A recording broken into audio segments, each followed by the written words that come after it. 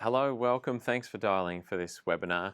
I wanted to take the opportunity to deliver a quick workshop while we're here at AOPA together on functional electrical stimulation, a FES device called the G3, which we distribute in Australia for Shenzhen XFT Medical. My name's Paul Sprague and I'm an orthotist here at Neuromuscular Orthotics. I've been using this device here in Australia since January 2017 and over 80 have now been fitted in Australia since then. It sits alongside the WalkAid and the BioNS devices as one of the most popular FES options. And as clinicians, we now know that we've got the WalkAid 2 available from Opal as well. I'll start with a basic overview of FES, but if you're already across the basics, just feel free to skip forward to about 7 or 8 minutes in this video, where I'll go through some more of the specific features of the G3. So to go back to basics, when we're talking about FES, we're talking about a device which primarily provides support for people with upper motor neuron diseases, stroke, cerebral palsy, MS, are the most common conditions that we see. The device provides an orthotic effect which lifts the foot during swing phase and provides clearance as well as providing some control of the rate of plantar flexion of the foot or foot slap during loading response. We also see in some cases that there's a therapeutic effect in which it has been particularly been demonstrated in children with cerebral palsy, spastic hemiplegia, that there is an improvement in active selective motor control, strength and toe clearance, even when not wearing the device for a period of time after an 8-week intervention period. It's not something we commonly see, of course, with other orthotic devices. So how does it provide the effect? Well, all the devices are generally elaborate TENS machines which send electrical pulses through the skin to cause a muscle contraction. The part of this contraction is created within the periphery and part is created by transmission of the signal to the central nervous system, which creates a reflex impulse which travels back down the peripheral nerve to the muscle. This is why we see great variances in inversion and eversion in different people. And sometimes we see one followed by the other, as the reflex action takes longer than the peripheral one to initiate. So I've got an FES device here. The difference between TENS and FES is that instead of using a basic temporal parameter to determine the timing of the stimulation, each of the FES devices uses a gyroscope to determine the angle of the device in space. And then it initiates and ceases the stimulation when the angle reaches thresholds, which are either set by the clinician or by auto-calibrating the device using the algorithms built in. Now conveniently, the shank moves through these angles, the inclined and reclined thresholds in the sagittal plane throughout gait, and so either the clinician or the algorithms in the device use the parameters to initiate dorsiflexion. This in turn can improve clearance for the toes, it can reduce foot slap and even improve pre-positioning of the foot in preparation for stance phase. But despite being a swing phase device, you'd be surprised how many users feel that they're much more confident in stance phase with improved foot positioning. Here is an example of one lady with MS which demonstrates some of those stance phase improvements. She was fitted with an XFT-G3 in 2017. She's a 62-year-old female at the time who was diagnosed with MS in the early 80s. You can see during walking that she has inversion, that most of her weight bearing is through the lateral border of the foot, and this poor pre-positioning of the foot for stance phase makes her quite unstable. You can see now with her walking with the G3 on, we're getting more eversion as well as the dorsiflexion during swing phase, and so when the heel contacts the ground and the forefoot progresses to the ground, there's a larger surface area of her foot in contact with the ground, and this gives her much greater confidence.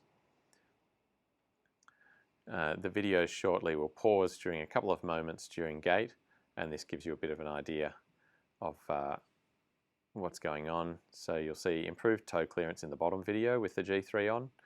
You'll see improved heel contact. You'll see that the step length is improved on the left side, so we can assume that she's feeling more stable on the right side, and similarly better step length on the left as well.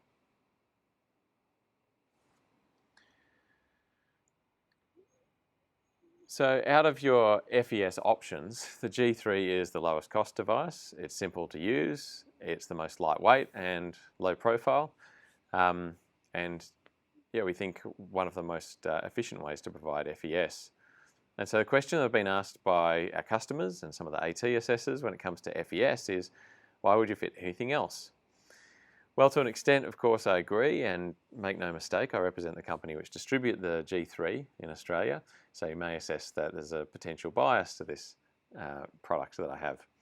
But as a certified clinician and as one of the profession's strongest advocates for standards, which ensure the best outcomes for Australians, I genuinely want to give you the answer, not only to the strengths of the G3, but the scenarios where I think you would fit something else, one of the alternative devices.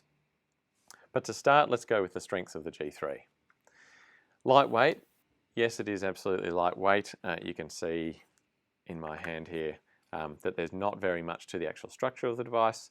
The cuff itself is only about 1 millimetre thick, so that helps to keep the weight right down. The device is low profile. It's particularly low profile in comparison to some of the alternatives. MS, of course, just to use as an example, affects approximately 60% women and approximately 40% men, with primary diagnosis occurring between the ages of 20 and 50. Now, according to the Pipe Candy marketing blog, the activewear audience is about 60% women and about 40% men, and it's largely favoured by those particularly in the 20 to 44 age group. Am I saying that those who are partial to wearing activewear are at higher risk of MS? No, of course not. Correlation doesn't always equal causation. But let's be practical. In practice, if you're discussing options with a 35-year-old female who wants to wear a pair of Nike Free Run shoes and the Lululemon Athletica pants, she's going to be pretty pleased if you can offer something which is almost indetectable. I can almost see a few of you nodding your heads as you've tried to make devices as inconspicuously as possible before.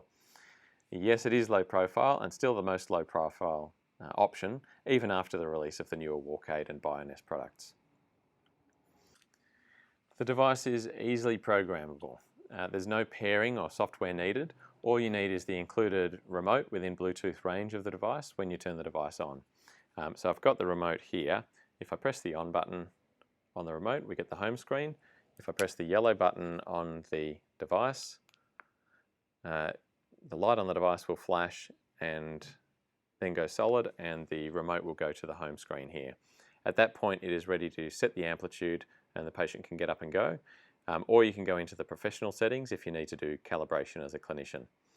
There is a smart mode which self-calibrates on the first couple of steps and then automatically activates. If that's not adequate, you can go into the timing, the thresholds, the ramp on, the ramp off features with the remote once you've set it into clinician mode. We have a customizable stimulation. Yes, we have the option of 2 different electrode types. Here on this device I have the integrated electrode, which again is a low profile integrated electrode built into the cuff there. We also have, in case you need to fine tune the stimulation, the small gel electrodes and the large gel electrodes. We find that in about 80% of cases, what used to be the quick fit electrodes and now the integrated electrodes can get an excellent result, but it's just in some of those cases where you specifically want to be targeting eversion or inversion that we might be using the gel electrodes. Both are quite easy to use. The gel electrodes don't have a pre-positioning pad to put them on the inside of the device, so the user has to be very competent with positioning the electrodes on the skin. And importantly, the G3 is maintainable. All of the parts here can be replaced. The stimulator can be removed from the cuff, which I can demonstrate now for you. And you can build your own cuff or you can buy a brand new one with no hassle. So this is the actual stimulator unit just here, and this is the cuff, which can be replaced usually about 6 monthly, although the ones with the integrated electrodes we recommend replacing between 3 and 5 months. Regarding battery life, this has an integrated lithium-ion battery, rechargeable lithium-ion battery, and our tech support here are able to do battery replacements, which we now recommend annually. and if the remote goes missing, they can be ordered separately as well. So it's worth bearing in mind, each device has its strengths, but for example, a new Walkade, while we see it as a really sleek integrated unit, we look at the built-in strap, the Velcro setup, and the built-in electrodes, and we could see ourselves maybe needing to do some customization and repair to the device over a 3 to 5 year lifespan. So let's talk about why we would fit something else. Here are the limitations of the G3 device. We don't have a foot switch option. Unfortunately, this was discontinued. It's unavailable on the Walkade as well, so if you need to use a foot switch, give John at Otto Bock a call for the BioNS unit.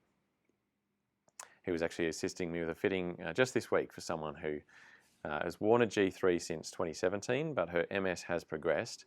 She now has more extensive hip flexor and hamstring weakness. They're exaggerated, and her steps are no longer reliable enough to initiate the stimulation on the G3. So here it is, the BioNS foot switch that you can see in the runners, and she now knows that whenever she releases weight from her left leg, she'll get limb shortening through dorsiflexion for swing phase. It was a great result in the trial, and we'll be recommending that device for her. We also had a client who works in the cafe at Bunnings. She sidesteps from the till to the coffee machine, and of course during sidestepping the shank doesn't incline sufficiently. So she caught her foot a couple of times when sidestepping between the devices, and we recommended a foot switch option with an alternative device for her. Battery life is another factor worth mentioning. The lithium-ion battery that's built into the G3 on fitting usually lasts around 12 hours quite comfortably. We have had some full-time workers who use this technology. They find that after 6 or 12 months, battery life starts to drop to about 8 hours. It hasn't been a big problem, but for a couple of people, they really get, I guess, range anxiety associated with the limited battery life. In those circumstances, we used to recommend the original Walkade with the AA battery that lasts 30 days. They don't have to worry about recharging it, and after a period of time, we know they can just replace the battery. They can carry a AA battery with them. I don't yet have enough experience with the Walkade 2 or the BioNS to comment extensively on the battery life of those devices. Another factor is the remote control inconvenience. For some people, it's due to cognitive limitations. For some, it's just patience or the idea of having another accessory. The accessory mode is just too much for them. They've already got a lot on the plate, a lot going on. Sometimes it's memory related. Sometimes the client might be a child. But for a number of reasons, sometimes having that separate device isn't going to be suitable. So in those cases, either the BioNS or the Walkade 2, which both have apps, or the original Walkade, which just has the knob on top of the device, may be a preferred option. So when might you consider an alternative? This isn't an exhaustive list, but the more expensive devices have various sophisticated features, which might be necessary for some scenarios. Specifically in relation to the BioNS, they have a highly customizable stimulation profile, and there's also the option of a steering electrode, which can provide targeted control of inversion and eversion. The second channel also has an application for stimulating the hamstrings with the BioNS for additional limb shortening during swing phase. And that's something the G3 is not capable of. We only have one channel of stimulation with the G3. In relation to the Walkade 2, things like ease of use and not having electrode replacement costs are advantages of that device. And the electrode design actually seems, in my experience, really well suited if you're looking for improved eversion with dorsiflexion. This could be particularly useful for someone with excessive natural inversion, where you're looking to assist with foot positioning, like in the example I showed earlier. So thanks for listening to this brief introduction to the G3 and a bit of a comparison between the FES devices that are available. There's going to be a link to a live Q&A now in the comments below this video, and I'll also provide my contact details if you'd like to find out more about the device. Thank you, and we'll see you around later in the Congress.